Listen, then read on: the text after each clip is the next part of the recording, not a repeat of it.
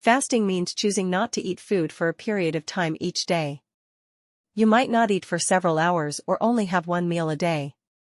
Not eating for certain periods can help raise ketone levels. Ketones are chemicals your liver makes that your body uses as energy, but that's not all fasting does. It also offers health and mental benefits you might not expect. How fasting works. The liver's ketone-making process looks something like this. Glucose, sugar, is the main fuel your cells use to produce energy. Fasting uses the liver's store of glucose, causing cells to release fats. When these fats travel to your liver, they're converted to ketones your body uses for energy.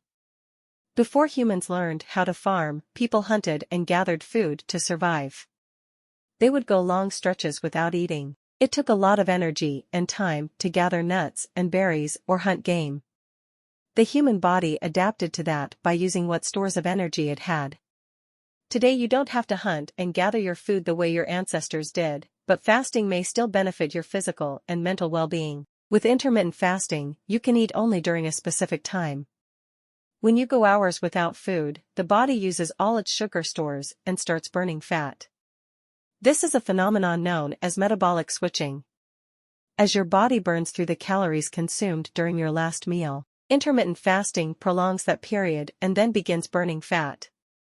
During the times you're not eating, you can drink water and zero-calorie beverages such as black coffee and tea. And during your eating periods, you can eat normally, but that doesn't mean eating whatever you want. It's recommended to stay away from high-calorie junk food, fried food, and treats. The most common fasting plans include 16/8 fasting.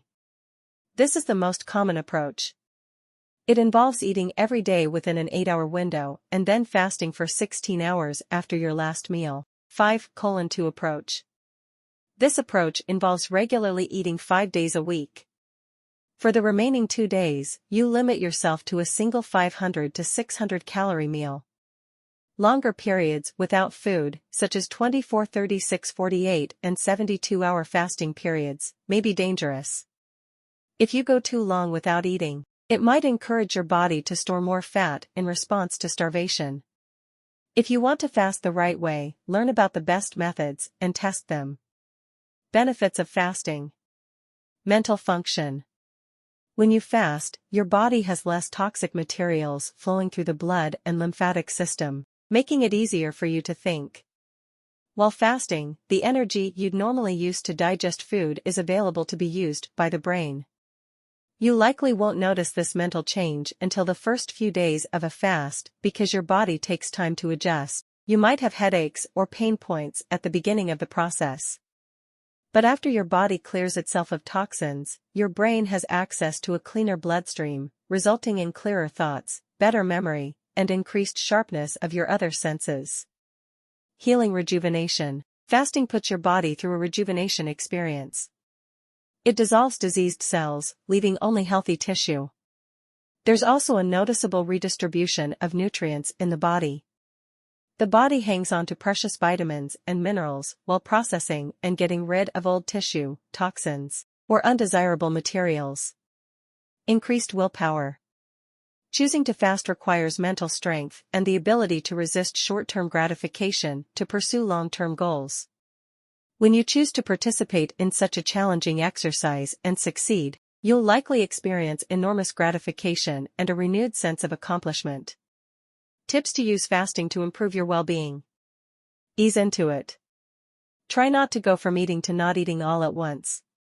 Instead, try to cut back on food and drink intake over a few days or weeks. Avoid sugar. Food and cookies made from sugar can make you feel satisfied at first, but when your blood sugar goes down, you might become hungry and weak. To prepare for an experience like fasting, fill up on things like pasta, rice, meat, beans, and potatoes instead. Cut back on activity. When you're fasting, try to take it easy on yourself. Try not to do much strenuous movement or exercise. Your body doesn't have the ability to replenish itself when you're not eating. Consider medication. Before you start a fast, check with your doctor about any medications you might take.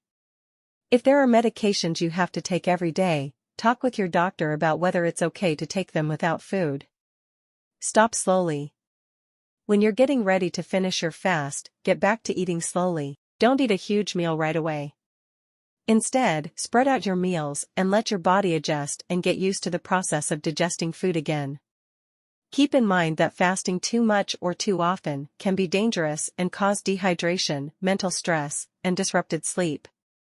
Also, doctors warn against fasting if you have diabetes, have kidney disease, are recovering from surgery or illness, are breastfeeding, are underweight.